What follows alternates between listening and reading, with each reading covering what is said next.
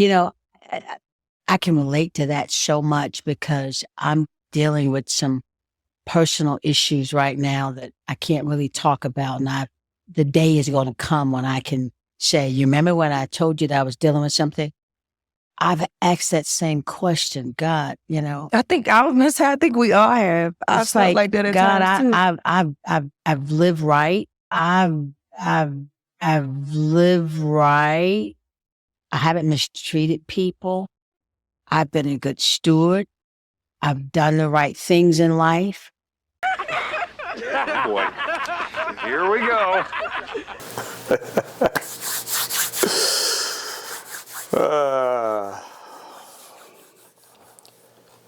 All right. It was back in September of 2022 when President Joseph Biden let many of you all that stole government assistance money know that he was on y'all's ass.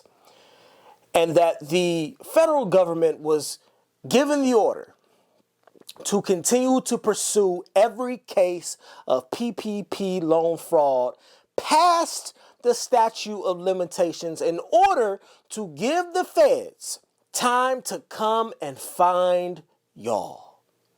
And right then and there, I'm sure, is where a lot of people felt the air in the room get just a little bit thinner.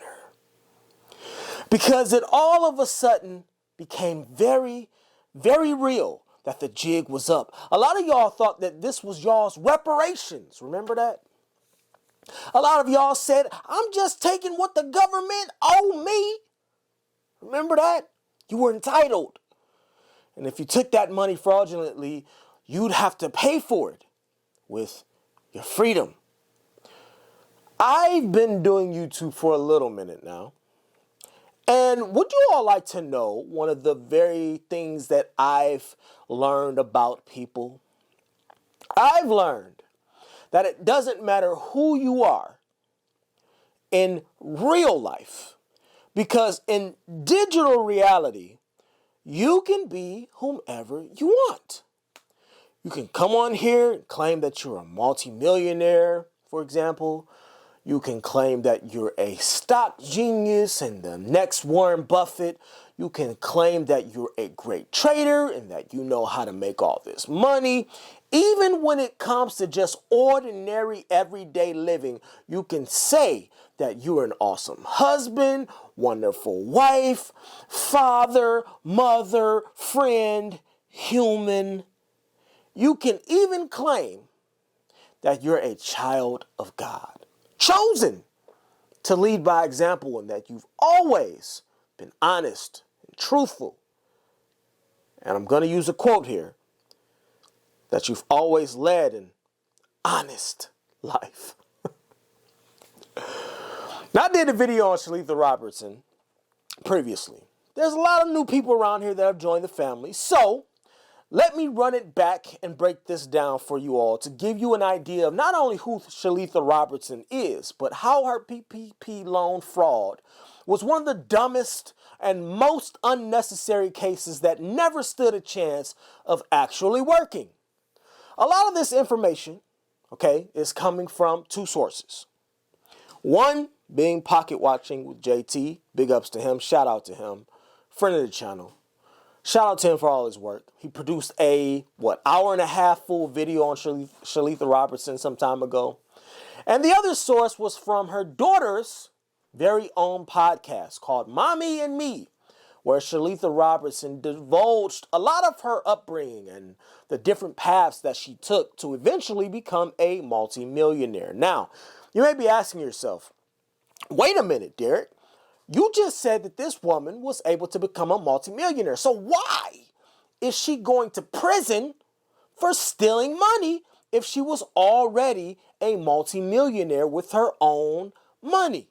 Well, that's still a bit of a mystery. But before we get to unraveling it, I want to take a second to talk about Shalitha Robertson herself, okay? Mind you, this is a woman who defied all of the odds, okay? Her story is really something that could be written into a novel or a movie script, because despite this massive misstep, Shalitha Robertson is not a stupid woman. Well, at least not according to the books, right? Because believe it or not, Shalitha started out serving the community as a police officer. And I know what you're thinking, all right? No surprise there, right? There's corrupt police officers all over the country. But she didn't just serve as a police officer. She ended up putting in the time and the effort, okay, to go to night law school in Atlanta. Remember what I keep telling y'all about Atlanta, okay? Scam capital of the goddamn country. Anyway, listen, anyhow, she goes to law school at night, right? She takes the bar exam and she passes the bar exam. And if you know, then you know. Passing the bar exam is no small feat. The percentage of people that take the bar countrywide, okay, and actually pass it at all is under 50%. Now, that number is higher in Georgia, but nonetheless, listen, passing the bar is a major league level ability, right? So she's a police officer for 10 years. She goes on and passes the bar exam and becomes a legal city attorney. She is absolutely killing it at life. Remarkable, inspiring even, right? Then she says, listen, if I'm a ball, then I'm a ball out of control, right? She starts opening up several businesses and gets herself into her entrepreneur bag. And I mean real entrepreneur bag. Not that little bullshit you OF models and only online prostitutes from the gram be doing. No, I mean real legitimate businesses with real contracts and real deals on the table. Which brings us to her one misstep. She saw everybody getting off on that PPP loan scam. And like many of you, she said to herself, listen, I want in on that too. I want some of that government assistance. By this time, mind you, Shalitha Robertson is already a multi-millionaire with established businesses. I want to make that clear. So what were the businesses then that she submitted loans for? Well, I'll just let JT tell you himself. According to the federal government, Ms. Robinson applied for PPP loans for 4 different companies that she had control over. 4 different companies. Now, these 4 companies were the Atlanta Custom Motors Company, Mo Griggs Contracting, Triton, and the Renee Group. These 4 companies. Now, for those of you who are unaware, maybe you forgot, the PPP loans program was for employers to be able to keep their employees on payroll during the COVID-19 shutdowns. Now, the amount of money that you received in this program was based on your already established monthly payroll, okay? So let's say you're a small company and you do about, $10,000 a month on payroll. You could have applied for the PPP loan and they would have gave you $25,000 to keep people on payroll, right? 2.5 of whatever your normal, already established payroll was. All right.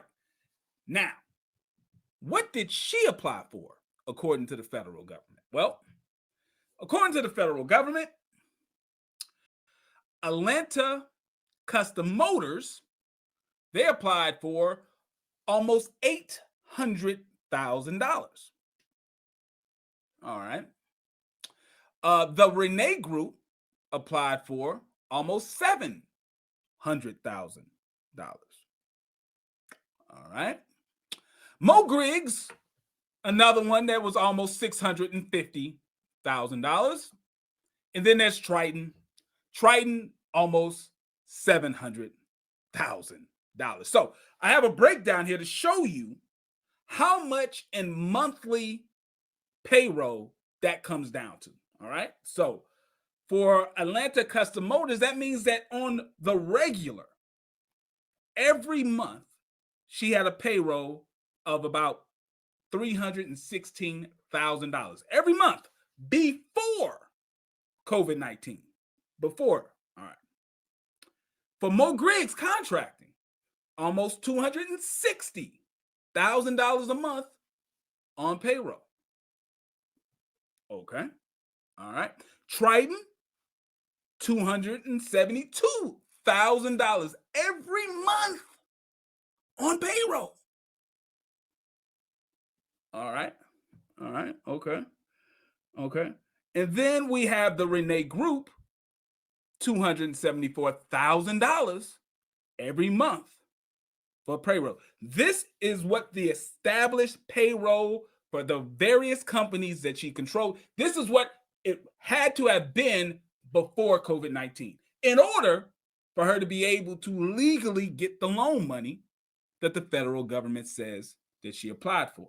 Okay, so out of 4 businesses, okay, Shalitha told the federal government that she had 427 employees, nearly 430 people that she claimed she was responsible for sending paychecks to. And understand, what Shalitha Robertson was alleging was that the amount of money, okay, that these nearly 430 employees were making yearly, this was not chump change, okay? I did the math on this. I crunched the numbers. According to what she told the government and the numbers she submitted, each one of her employees were making over $80,000 a year. For context, okay, that's double the average wage of the average working American. So she was saying, hey, look, my people were making bank, so I'm going to need a bankroll in order to keep them employed.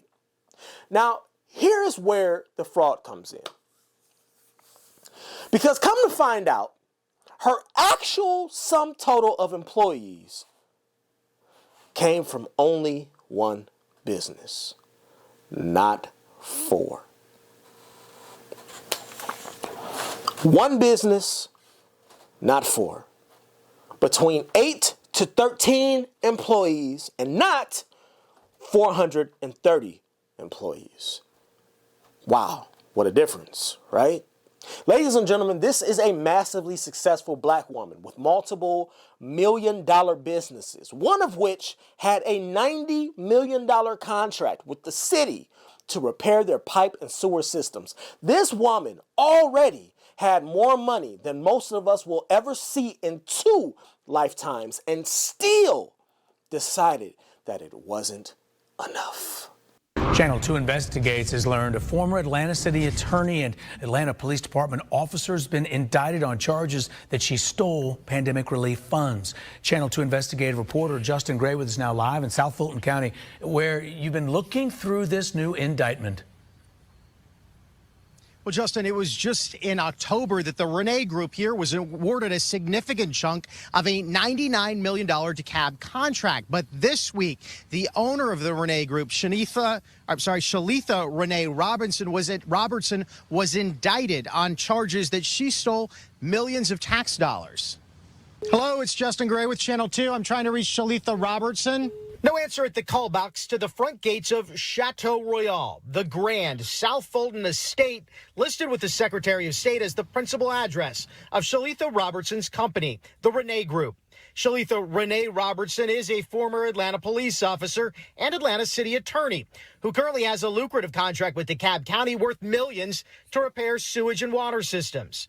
She's also just been charged in this federal indictment, alleged to have stolen $7 million in COVID relief Paycheck Protection Program funds intended to help keep people employed during the pandemic. In a Channel 2 Action News investigation last month, we found more than 553,000 Georgia businesses received PPP loans, totaling more than $24 billion just in Georgia. This is what they said attorney Shalitha Robertson did with that money. They said that she used the money to buy a pink Rolls Royce. Okay. A 10-carat diamond ring. Because, you know, black people always got to show. We got to show how much money we got. It's not enough to have it. We got to show it too. So what better way than to go get some ice, right? Shout out to the hip hop community once again. She also gave money to her family members because you got to take care of the fam, right? Got to take care of the fam. And there were some other luxury items, right, as well. But here's the thing. She didn't do this alone, okay? She had help. One of the people that she gave money to was her co-conspirator. And that co-conspirator ended up getting diarrhea of the mouth, right? Just couldn't help themselves. And they ended up telling the feds everything that they wanted to know. And what do you know? Here we are. Mo money, mo problems, at least for former Atlanta City Attorney and Democrat Shalitha Robertson. Now, she was just sentenced to 7 years behind bars after being found guilty for pandemic loan fraud over $15 million worth. Robertson gave out this advice in 2023. Goes back to what I've always told you. Don't ever chase the money. Mm-hmm. The money will come. Chase the universe, not the bag. That's it. Chase your passion, baby. Chase your dream. The money will come. Yeah, the money will come courtesy of the American taxpayers. Because safe to say, she didn't practice what she preached. In April and May of 2020, Robertson chose to follow the money and fraudulently applied for millions of dollars in government loans for 4 businesses that she owned.